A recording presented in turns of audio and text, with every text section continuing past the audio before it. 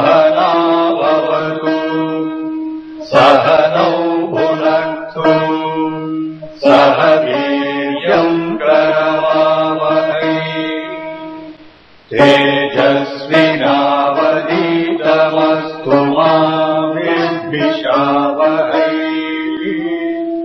ॐ शान्ति शान्ति शान्ति। जय गुरुदेव। गुरुर्ब्रह्मा गुरुर्विष्णु गुरुदेवो महेश्वरः। गुरुः साक्षात् परम ब्रह्म तस्मै श्री गुरुवे नमः। अर्चनी वंदनी प्रातः स्मरणी परम पूजनी गुरुदेव के चरणों में बारंबार वंदन कर आरंभ करते हैं। वास्तु विद्या के इस शिक्षक प्रशिक्षण कार्यक्रम के अंतर्गत आप सभी का स्वागत है। आज हम 22वां पाठ देखने का प्रयास कर रहे हैं। वास्तु विद्या के शिक्षक प्रशिक्षण कार्यक्रम के अंतर्गत हम न केवल वास्तु के ग्रंथों को देख रहे हैं, मुख्य रूप से प्योरली जो वास्तु के ग्रंथ हैं, मानसार महमत आदि, बल्कि वास्तु से संबंधित जितनी भी वैदिक विद्याएं हैं उन सब को भी देखने समझने का प्रयास कर रहे हैं। चाहे वो पुराण हो, चाहे वो उपनिषद हो, चाहे वो और कोई क्षेत्र हो। जैसे अभी अपन ज्योतिष का अध्ययन कर रहे हैं और इसके अंतर्गत राशियों के गुण धर्म प्रकृति व्यवहार उसको समझने का प्रयास कर रहे हैं। कोई भी विषय को जब स्टडी करते हैं तो एकांकी नहीं करते। जैसे मान लो इंजीनियरिंग कॉलेज में कोई बच्चा पढ़ने गया, मान लो मैकेनिकल इंजीनियरिंग पढ़ने गया, तो उसको ड्राइंग भी बताएंगे, इलेक्ट्रिकल भी पढ़ाएंगे, थर्मोडायनेमिक्स भी पढ़ाएंगे, रेफ्रिजरेशन भी पढ़ाएंगे, स्ट्रेंथ ऑफ मटेरियल भी वो पढ़ेगा। और फर्स्ट ईयर में, पहले के समय में जब 5 वर्षीय पाठ्यक्रम होता था तो सेकंड ईयर तक सारे सब्जेक्ट्स पढ़ाते थे, मैथ्स वगैरह सब। मैथ्स तो पूरे 5 साल चलता था, 10 सेमेस्टर में होता था। अब 4 ईयर हो गया तो कम से कम 1 साल जो है वो सारे सब्जेक्ट्स पढ़ते हैं सभी विद्यार्थी, किसी भी ब्रांच का हो। तो ऐसे ही जब हम वास्तु को स्टडी करते हैं तो वास्तु से रिलेटेड जितने भी फील्ड्स हैं, जितने भी क्षेत्र हैं, सबका ज्ञान होना चाहिए। चाहे वो आयुर्वेद हो, चाहे वो पूजा या कर्मकांड हो, चाहे वो इतिहास हो, पुराण हो, संपूर्ण वैदिक वांग्मय। कोशिश करेंगे कि अपन सारे ग्रंथ लें, सारे, चाहे वो पुराण हो, चाहे वो जो भी हो, आरण्यक हो, ब्राह्मण हो, इतिहास हो, आयुर्वेद हो। अभी इस श्रृंखला में, इस क्रम में ज्योतिष को लेके चल रहे हैं। पहले अपन शांति पाठ करेंगे, फिर अपन आरंभ करेंगे। हमारे साथ साथ आप भी उच्चारण करें। स्वस्ति न इंद्रो वृद्धश्रवाः स्वस्ति नः पूषा विश्ववेदाः स्वस्ति न तारक्ष्यो अरिष्टनेमिः स्वस्ति नो बृहस्पतिर्दधातु। ओम शांति शांति शांति।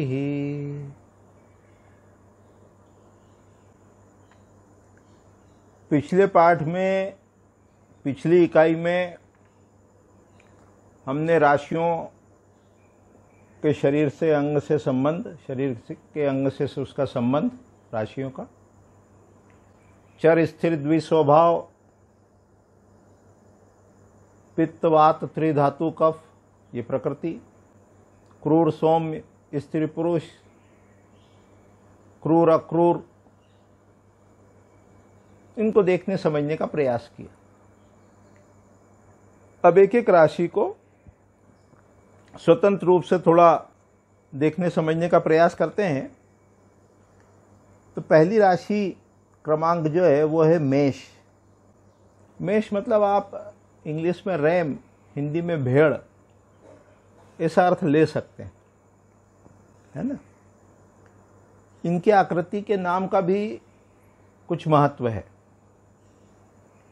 वैदिक वाङ्मय को जब स्टडी करते हैं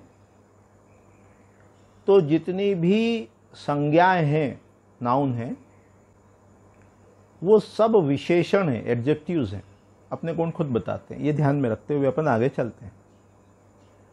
तो मेष राशि का रंग लाल कहा, लाल रक्त वर्ण, रेड कलर का।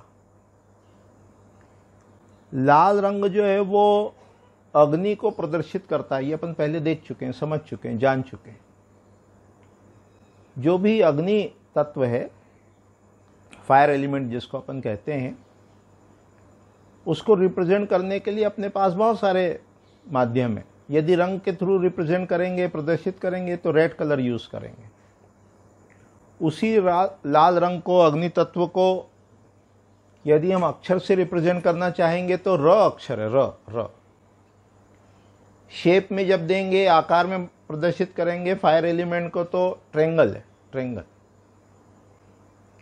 तो रंग है, तत्व है, पदार्थ है, भोजन है, ये सब रिप्रेजेंट कर रहे हैं अलग अलग तत्वों को। तो जो लाल रंग है ये फायर एलिमेंट। फिर कैसा है? ये बड़ा शरीर है इसका, बृहद गात्र लिखा। और क्या है? 4 पैर वाला है, रात्रि में बली है। ये जो मेष राशि है ये रात्रि में बली है। पूर्व दिशा में इसका निवास है। क्षत्रिय वर्ण है, क्षत्रिय वर्ण, वर्ण 4, ब्राह्मण, क्षत्रिय, वैश्य, शूद्र। क्षत्रिय वर्ण के अपने गुण धर्म है,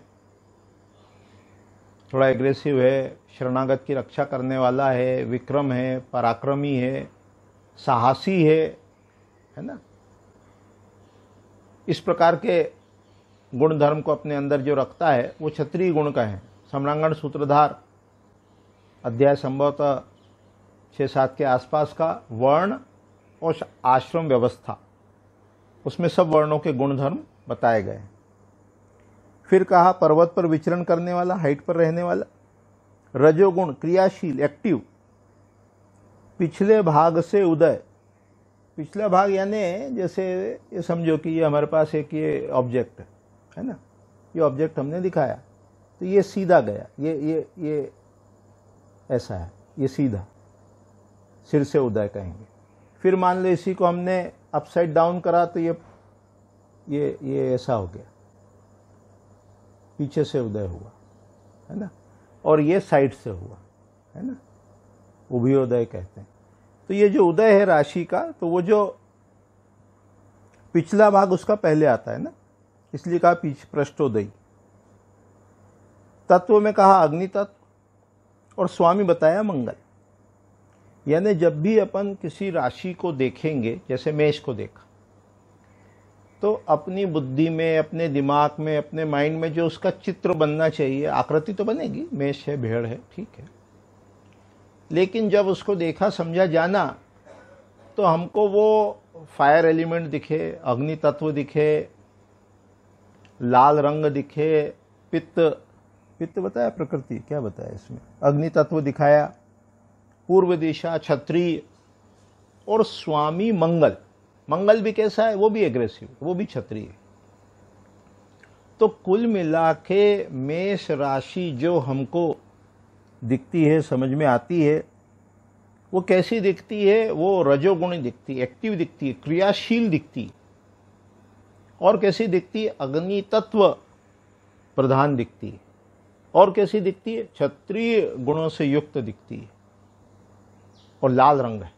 तो ये सब मिलाकर जो बात बनती है वो ये बनती है कि रजोगुणी है, क्रियाशील अधिक है, अग्नि तत्व है, क्षत्रिय है, स्वामी मंगल है। तो ये सब एक साथ आपको जब विजुलाइज हो जाएगा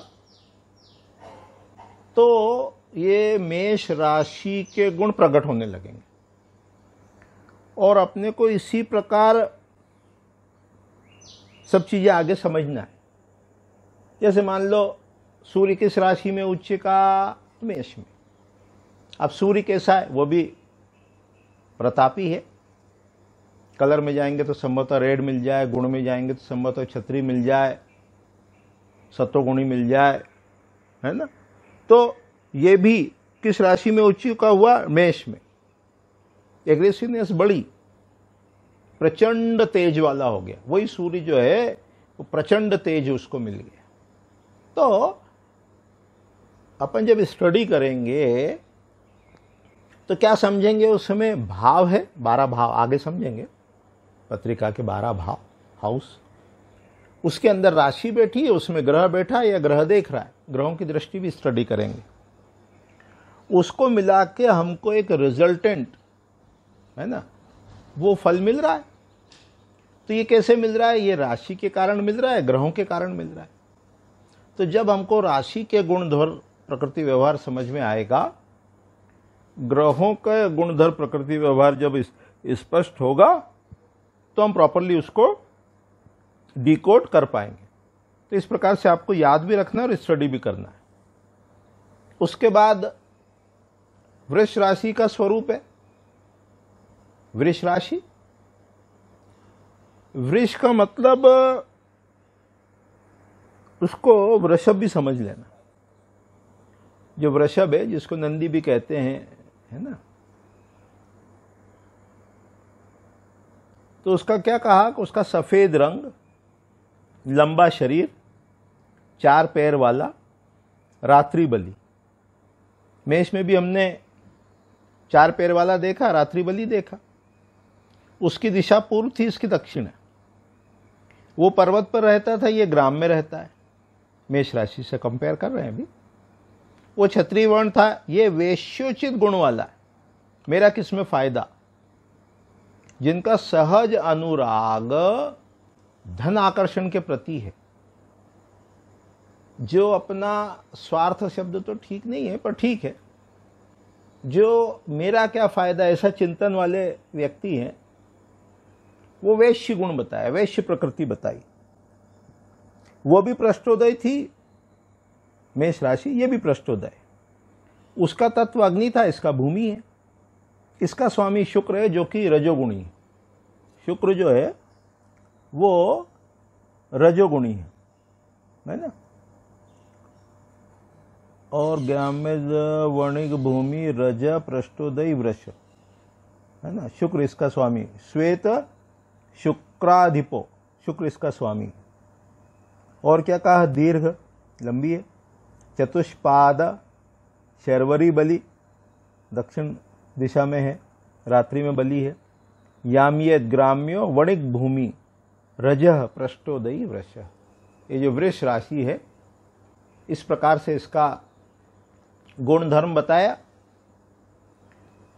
आगे अपन देखेंगे कि जिस राशि में जन्म के समय चंद्रमा हो, और जब गहराई में समझेंगे तो राशि के बीच में बैठा हो, 15 डिग्री पर बैठा हो।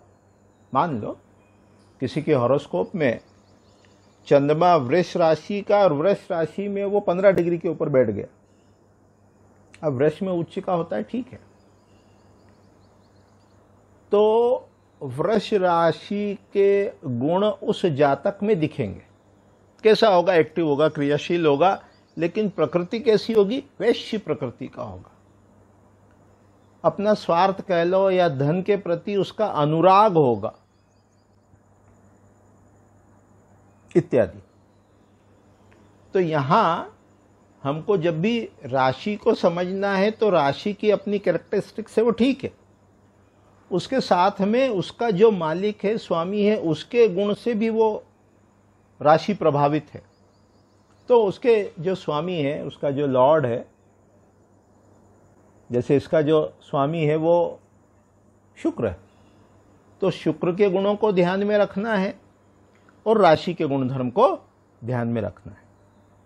उसके पश्चात मिथुन राशि का वर्णन है। तो मिथुन राशि के संदर्भ में ये कहा कि शीर्षोदयी, सिर से उगने वाली, सीधी ऊपर का जो पोर्शन है, सिर वाला जो पोर्शन है, वो पहले आएगा। जब ये उदित होगी पूर्व दिशा में, तो शीर्षोदयी।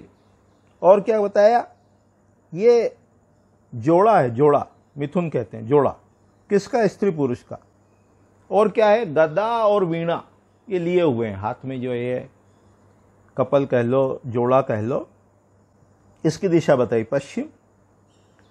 तत्व बताया वायु, वायु तत्व, चंचलता है ना, वो प्रकृति उसकी है, द्वि स्वभाव, वो ठीक है। पर यहां तत्व बताया वायु, 2 पैर वाली है ना, रात्रि में बली, ग्राम में रहने वाली, वायु प्रकृति, समान शरीर, हरा रंग। स्वामी कौन है? बुध। तो क्या क्या चीजें दिखी? एक तो वायु दिखा, चंचलता दिखी। दूसरा 2 पैर दिखे। तीसरा हरा रंग, दिशा पश्चिम, स्वामी बुध। इस प्रकार की इसकी प्रकृति होती है। अलग से हम पहले देख चुके हैं, क्रूर, अक्रूर, स्त्री, पुरुष, संज्ञक है ना, वो सब चीजें अपन देख चुके हैं। उनके साथ ही साथ हमको जो राशि के गुण स्वरूप हैं वो भी ध्यान में रखना है। अब आ जाए कर्क राशि पर, राशि क्रमांक 4। कर्क के संदर्भ में क्या कहा? कर्क को कहा कि हल्का गुलाबी रंग, लाल रंग लिए हुए है, ये हल्का एकदम लाइट कलर है। वन में घूमने वाली, ब्राह्मण वर्ण, अध्ययन, अध्यापन, मनन, चिंतन, दान लेना देना, ऐसी कैरेक्टरिस्टिक्स को रखने वाला। रात्रि में बली, अधिक पैर, कर्क है। स्थूल शरीर, कफ प्रकृति है, स्थूल शरीर है। सतोगुणी, जल तत्व, वही कफ प्रकृति। और पृष्ठोदय, स्वामी चंद्रमा, यानी जल कह लो, कफ कह लो, उसकी अधिकता है इसमें। स्थूलता भी बताई, ब्राह्मण वर्ण भी बताया। ऐसा जो बताया वो कर्क राशि का स्वरूप बताया। तो ये सब साथ ही साथ आपको याद भी रखना है। जैसे ही हॉरोस्कोप में आपको 4 नंबर दिखा, इसका तात्पर्य है कि वो कर्क राशि है और इन गुणों को अपने अंदर वो राशि रखती है। आकृति दिखे वो ठीक है, पर आकृति के साथ में उसका रंग, उसका शरीर, उसका उदय, उसका वर्ण, उसका तत्व और उसका स्वामी, ये भी दिखना चाहिए। कर्क के साथ में जल दिखना चाहिए, कफ दिखना चाहिए, सत्वगुण दिखना चाहिए, स्थूल शरीर दिखना चाहिए और चंद्रमा दिखना चाहिए। इस प्रकार से अभी अपन ने मेष, वृषभ, मिथुन, कर्क राशि तक देख ली। 1 2 3 4 राशियां देख ली। अब 5वीं राशि जो है उसका नाम है सिंह राशि। अब सिंह राशि के संदर्भ में स्टडी करते हैं। तो सिंह को क्या कहा? सिंह को कहा कि इसका स्वामी जो है वो सूर्य है, सत्वगुण है, 4 पैर हैं, क्षत्रिय है, एग्रेसिवनेस वाली बात आ गई।